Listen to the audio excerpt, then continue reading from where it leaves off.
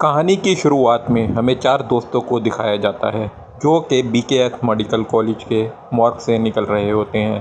اتل اپنے دوستوں سے کہتا ہے کہ تھینکس گاڈ یار ہم پاس ہو گئے، ورنہ مجھے تو اس سب چیر پھاڑ سے بہت ڈر لگتا ہے۔ اس کے دوست اس سے کہتے ہیں کہ یار تو بڑا عجیب قسم کا میڈیکل اسٹوڈنٹ ہے، ابھی تجھے مردوں سے اتنا ڈر لگتا ہے تو زندہ آدمیوں کی سرجری تو کیسے کرے گا؟ اتل اپنے دوستوں سے کہتا ہے یار اصل میں مجھے جو ہے مردہ چہرے اور ان کی آنکھیں دیکھ کر ایک خوف سا آتا ہے اور یہ سب میں برداشت نہیں کر سکتا۔ وہ اپنے دوستوں سے کہتا ہے یار دن میں تو پھر بھی میں یہ چیر پھاڑ کر لوں، لیکن رات میں اگر مجھے یہ کرنا پڑ جائے تو میری تو جان ہی نکل جاتی ہے اور مجھے بہت ڈر لگتا ہے، کیا پتہ ان کا بھوت ہمارے ارد گرد ہی ہو۔ یہ سن کر اس کا دوست ورن زوردار کہکا لگاتا ہے اور کہتا ہے یار یہ سب بھوت بھات یہ سب جو ہے بیکار کی باتیں ہیں، تو کیوں بلا وجہ ڈرتا ہے؟ بھلا یہ مردے کسی کا بگاڑ بھی کیا سکتے ہیں؟ یہ سن کر ورن کے دوست اس سے کہتے ہیں یار اتل صحیح کہہ رہا ہے کہ واقعی میں بڑا مشکل کام ہے، دن میں ڈسیکشن کرنا الگ بات ہے لیکن رات میں بہت خوف آتا ہے۔ ورن اپنے دوستوں سے کہتا ہے کیا میں پروف کر کے دکھا دوں کہ مجھے بالکل بھی ڈر نہیں لگتا؟ اس کے بعد کرن ورن کو چیلنج کرتا ہے کہ اگر تیرے میں ہمت ہے تو رات میں مارگ میں جا اور مردوں کے جسم سے جو نمبر لگے ہوئے ہیں وہ لے کر آ، تب میں مانوں گا کہ تو بہادر ہے۔ اتل چیلنج کرنے سے منع کرتا ہے لیکن ورن چیلنج ایکسیپٹ کر لیتا ہے اور مارگ میں چلا جاتا ہے۔ ورن مارگ میں داخل ہوتا ہے، وہ بہت ڈر رہا ہوتا ہے، ڈرتے ڈرتے وہ پہلی ڈیڈ باڈی کے ہاتھ سے نمبر نکال دیتا ہے۔ نمبر نکالتے کے ساتھ ہی اچانک سے لائٹ چلی جاتی ہے، یہ دیکھ کر ورن بہت گھبرا جاتا ہے اور زور سے چلانے لگتا ہے کون ہے کون ہے؟ اس کے بعد دوسرے باڈی کے ہاتھ سے جیسے ہی وہ نمبر نکالنے لگتا ہے تو وہ ڈیڈ باڈی اس کا ہاتھ پکڑ لیتی ہے۔ ورن تو گھبرا کر اچھل کر پیچھے جا کے گرتا ہے، وہ ڈیڈ باڈی اپنی جگہ سے کھڑی ہو جاتی ہے اور ورن کے قریب آنے لگ جاتی ہے۔ اتنے میں پاس پڑی دوسری ڈیڈ باڈی ورن کے اوپر گر جاتی ہے، وہ خوف کی شدت سے چلانے لگتا ہے اور چلاتے چلاتے بے ہوش ہو جاتا ہے۔ اگلے سین میں ہمیں دکھایا جاتا ہے کہ ورن بستر پہ لیٹا ہوتا ہے، اس کے تینوں دوست روم میں داخل ہوتے ہیں اور زور زور سے ہنسنے لگتے ہیں۔ کرن ورن سے کہتا ہے یار تو بہت بڑا بیوقوف ہے، مجھے شرط زیادہ کی لگانی چاہیے تھی، اتنے تو میرے نوکر لے جائے گا۔ ورن حیران ہو جاتا ہے نوکر کیوں لے جائے گا؟ کرن اس کو بتاتا ہے وہی تو بنا تھا مردہ جس نے تجھے ڈرایا۔ ورن کرن کو کہتا ہے میری جگہ یار اگر تو بھی ہوتا تو بھی ڈر جاتا۔ کرن کہتا ہے یار مجھے بھوتوں سے ڈر نہیں لگتا، میں تیری طرح پھٹو نہیں ہوں۔ ورن کرن سے کہتا ہے اگر تو بھوت پریت کو نہیں مانتا تو گزار کے دکھائے گا ایک رات میری دادی کے بھوت بنگلے میں۔ اس بار کرن اس چیلنج کو ایکسیپٹ کر لیتا ہے اور 500 روپے کی شرط لگتی ہے ان کی آپس میں۔ اس کے بعد چاروں حویلی دیکھنے چلے جاتے ہیں۔ حویلی بہت قدیم اور بہت بڑی تھی۔ ورن نے کرن سے کہا کیا تو نے کبھی سوچا ہے کہ اتنی بڑی حویلی ہونے کے باوجود ہم 2 کمرے کے فلیٹ میں کیوں رہتے ہیں؟ کرن کچھ سوچتے ہوئے بولا یار اس کی ریپیئرنگ میں بہت خرچہ آئے گا اور تم لوگوں کے پاس پیسے نہیں ہوں گے، اس لیے تم لوگ 2 کمرے کے فلیٹ میں رہتے ہیں۔ ورن کہنے لگا تو ہم یہ حویلی بیچ بھی تو سکتے تھے، لیکن اس حویلی کا کوئی خریدار نہیں ہے، یہ حویلی میرے باپ دادا نے بنوائی تھی۔ آدھی رات کے بعد اس حویلی میں کوئی بھی نہیں رک سکتا، کوئی بھی نہیں۔ ورن یہ سب باتیں اپنے دوستوں کو بتا رہا تھا۔ ورن نے کہا کہ آدھی رات کے بعد یہاں پر بھوت پریت آتے ہیں۔ کرن یہ سن کر کہنے لگا کس کے بھوت پریت آتے ہیں؟ کوئی کہانی تو ہوگی تیرے پاس، وہ سنا نا۔ ورن بتانے لگا کہ یہ حویلی میرے باپ داداؤں نے آج سے 200 سال پہلے بنوائی تھی، یہاں پر ہماری فیملی بھی ایک جوائنٹ فیملی کی طرح رہتی تھی، میرے تایا، ان کی 2 بیٹیاں اور میرے والدین۔ میرے والد نے شہر میں ایک چھوٹا سا فلیٹ خرید لیا، اس لیے ہم وہاں شفٹ ہو گئے، لیکن میرے تایا جی نے فیصلہ کیا کہ وہ یہیں اسی حویلی میں رہیں گے، وہ اپنی بیٹیوں کے ساتھ یہیں رہنے لگ گئے۔ ورن نے بتایا کہ میری 2 کزن تھی، ایک بڑی جو کہ 25 سال کی تھی، ڈریس ڈیزائنر تھی، چھوٹی صرف 17 سال کی تھی، وہ اسٹوڈنٹ تھی۔ سب کچھ ٹھیک ٹھاک چل رہا تھا کہ اچانک ایک رات تایا کو کسی ضروری میٹنگ کے سلسلے میں دوسرے شہر جانا پڑا۔ وہ جانے سے پہلے اپنی بیٹیوں کو بتا رہے تھے کہ آپ دونوں ایک دوسرے کا خیال رکھنا۔ وہ اپنی بڑی بیٹی پہ بہت بھروسہ کرتے تھے کیونکہ وہ بہت بہادر تھی۔ इतने में अचानक से घर का दरवाज़ा बजता है। उसके ताया सोचते हैं कि इतनी रात को कौन आया, चलो मैं चेक करता हूँ। जब नीचे जाते हैं तो बाहर इंस्पेक्टर आता है। इंस्पेक्टर बताता है कि करीब के पागल खाने से एक खूनी पागल भाग गया है जो कि बहुत ख़तरनाक है। उसने अपनी बीवी और बेटी को कत्ल किया था, पता नहीं आज किस तरह भाग गया है। मैं सबको ख़बरदार कर रहा हूँ कि सब एहतियाती तदाबीर लगाएं और कुंडी अच्छे से लगा के रखें ताकि कोई नुकसान ना हो। आप लोग भी अपना बहुत ख्याल रखिएगा। ये सुनकर उसके ताया कहने लगे, यार मैं तो अभी जा रहा हूँ मीटिंग के सिलसिले में। इंस्पेक्टर ने कहा, क्या आप अपनी मीटिंग को कैंसिल नहीं कर सकते? लेकिन मीटिंग बहुत ज़रूरी थी तो ताया ने मना कर दिया।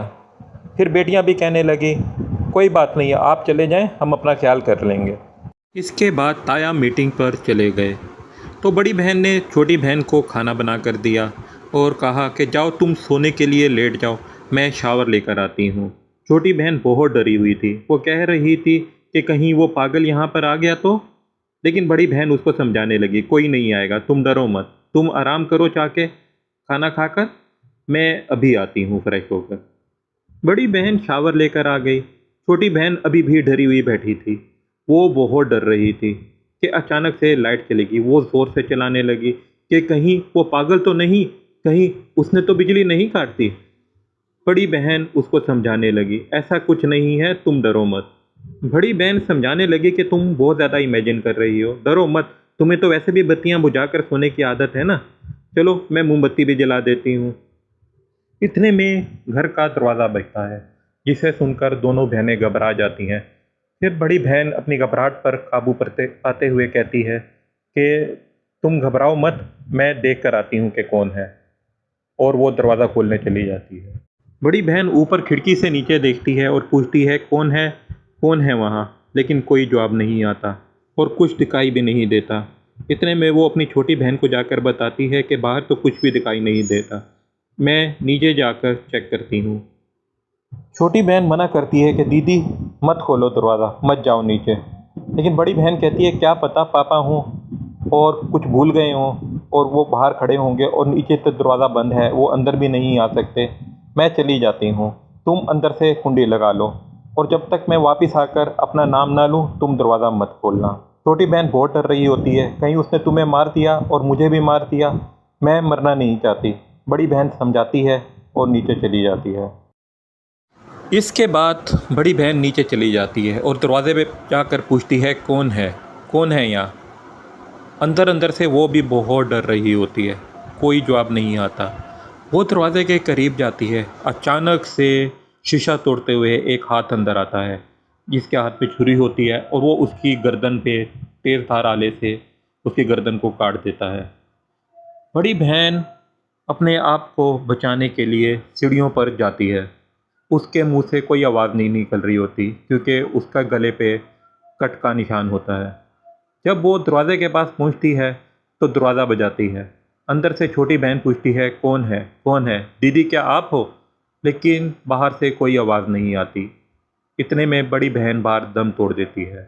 छोटी बहन देखती है कि दरवाज़े के पास से खून अंदर आ रहा होता है और वो डर कर पीछे की तरफ गिरती है और बेड के एक कोने पर उसका सर लगता है और उसकी वहीं पर डेथ हो जाती है। ये सब कहानी सुनाने के बाद वरुण करण से कहता है, उस दिन के बाद से रात 12 बजे के बाद ये तमाम वाक़या फिर से दोहराया जाता है। फिर उसी तरह सारी आवाज़ें आती हैं, दरवाज़ा खटखटाने की आवाज़ आती है, इसलिए इस हवेली में अब कोई भी नहीं रहता। ये सुनकर करण ज़ोर ज़ोर से हंसने लग जाता है, कह रहा है, मुझे पता है कि तू ये सब कुछ मुझे डराने के लिए कह रहा है।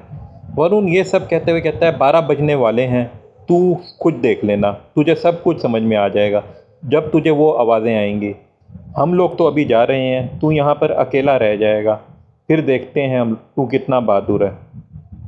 करण कहने लगा, मैं 500 रुपये जीत कर ही रहूँगा, तू देख लेना। इसके बाद तमाम दोस्त उसको यहाँ छोड़कर चले जाते हैं। अपने दोस्तों के पास जाने के बाद करण शराब के 2 पैग लगाता है और आराम करने लेट जाता है। अंदर से वो भी थोड़ा बहुत डर रहा होता है, पर वो अपनी ज़िद का पक्का होता है। उसको शर्त जीतने का जुनून सवार होता है उसके सर पर, लेकिन वो सोने के लिए लेट जाता है। अभी उसको लेटे हुए कुछ ही देर हुई थी कि घड़ी में 12 बजते हैं। अचानक से करण को ऐसे लगता है कि जैसे कोई रूम में दाखिल हुआ है और उसको झंझोड़ रहा है, और वो बुरी तरह से हाँफने लगता है और नीचे गिर जाता है। बेड पर नीचे गिरते ही उसकी आंख खुल जाती है। वो इधर उधर देखता है, कोई भी नहीं होता। अचानक से किचन से उसको कुछ आवाज़ आती है। वो जाकर देखता है तो वहाँ पर खाना पक रहा होता है और चूल्हा अभी भी गर्म होता है। वो ये देखकर बहुत हैरान होता है, लेकिन फिर अपने रूम में वापस आ जाता है। कुछ देर बाद उसको किसी के शावर खुलने की आवाज़ आती है। वो फ़ौरन से वॉशरूम की तरफ जाता है और वहाँ जाकर चेक करता है तो देखता है कि साबुन अभी तक गीला है। वो ये सुनकर सोचकर बहुत ज़्यादा घबरा जाता है और वो ये सोचता है ये सब कुछ उसको वरुण ने भी बताया था। क्या वरुण सच तो नहीं कह रहा था? फिर उसको याद आया वरुण ने बताया था कि फिर उसके बाद लाइट चली गई थी, कि अचानक से लाइट चली जाती है। दूसरी तरफ दिखाया जाता है कि वरुण अपने दोस्तों के साथ शराब खाने में बैठकर हंस रहा होता है और कहता है इस बार मैंने ऐसा इंतज़ाम किया है, करण तो क्या, करण का बाप भी डर जाएगा।